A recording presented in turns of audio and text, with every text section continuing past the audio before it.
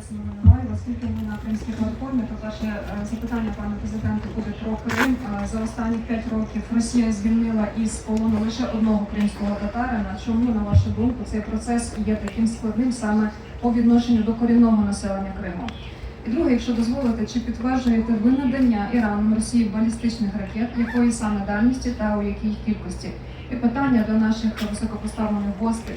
Як саме ваші країни готові вплинути на наших партнерів по НАТО, надати нам дозволи на удари по військовим цілям на території РФ, і чи ви не проти цього? Дякую. Дякую за ваше запитання. Вони в цілому складно йдуть до звільнення наших політичних в'язнів, в тому числі, безумовно, кримських татар. Йдуть обміни щодо військових полонених, тому що військових полонених ми можемо обміняти на військових полонених. З кримськими татарами ви розумієте, що вони їх незаконно утримують, тільки багатьох інших, ще раз підкреслюю, політичних в'язнів, журналістів, митців, режисерів, ви знаєте, всіх цих людей, що просто говорили правду. Вірили і вірять в свободу і борються своїми словами, своєю правдою, своїм мистецтвом. І тому складно забирати їх додому.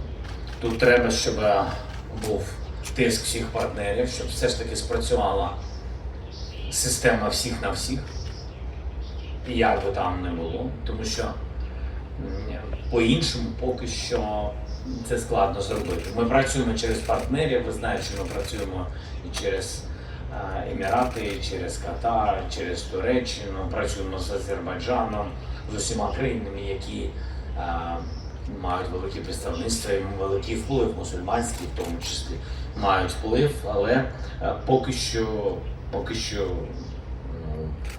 успіх такий, який він є. Поки що тільки ми забираємо кримських татар. Не одного, до речі, ще, може ви праві, що за останні 5 років, якщо правильно рахувати.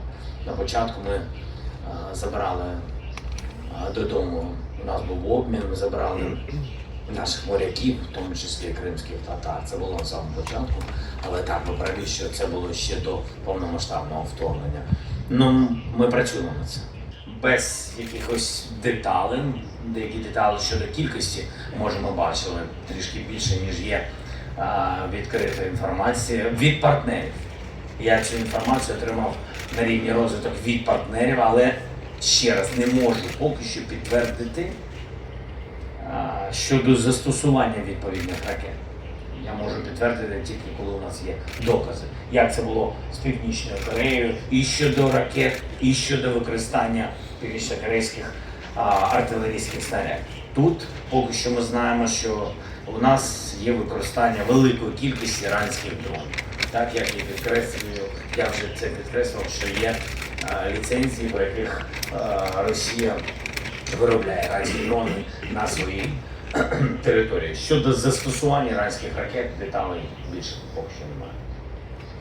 І що ще ви запитали? Так? Чи ні? Окей, партнер, будь ласка. Okay, I think this is the target of Russia, just to break the resistance, to break the resistance psychologically, to intimidate the people, and to break the will to resist. And this is the reason, and you know, this reminds me very much the history of my own country, 1940. As the occupation and annexation of Lithuania led to mass deportations, oppressions, and this is very important to stay united and support our friend, our deep friend Ukraine, not only militarily, not only economically, but also psychologically. And this is the reason why we came here, we gathered here today, in order to express our support and especially to express our commitment to continue our support, no matter what will be going on the battlefield. Lithuania stays together with Ukraine until the victory. And yes, we have to talk much more internationally about the human rights abuses in the Crimea Peninsula especially, and I call on the international organizations to do that. Стосовно другого запитання, чи будуть ще відповіді? I can just share the thoughts of President Nauседa. Our position is very clear, and that's why we have extensively multiple packages over the last 2.5 years militarily helped substantially Ukraine. We shall continue to, with our contribution, strengthen its defense capacities, because only the one that is strong can defend itself and liberate its occupied territories. At the same time, as the rest of the international community, especially the West, we are willing to support the peace initiatives which will bring peace, but not any peace, just peace that respects territorial integrity of Ukraine. That is what Croatia was standing for when it was her own destiny at stake 3 decades ago, and that is the only message we can send as a friend to Ukraine today. I just can add as well to what has been already said. We understand how difficult it is probably for President to deal actually with refugees and to get people back from occupied territories, because there are no democratic values in opposite side.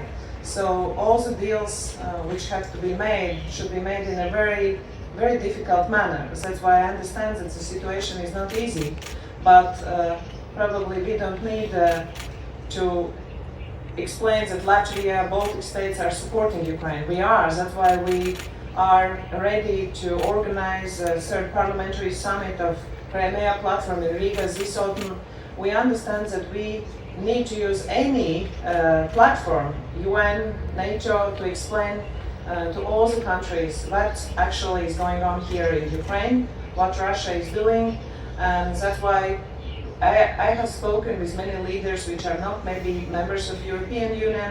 I have used UN platform to explain to Southern African countries what actually Russia is doing and how they're trying to buy votes for their gain with kind of different proposals to those countries, and that we share the same history with other countries as well. We are not a big country, but we gain our freedom. So we are neighboring country with Russia and Belarus, and I'm using our history, our people's strength, that it is possible to get independence, not only as a state, but as well from energy sources, for their financial sources. It is not an easy way, but it is doable.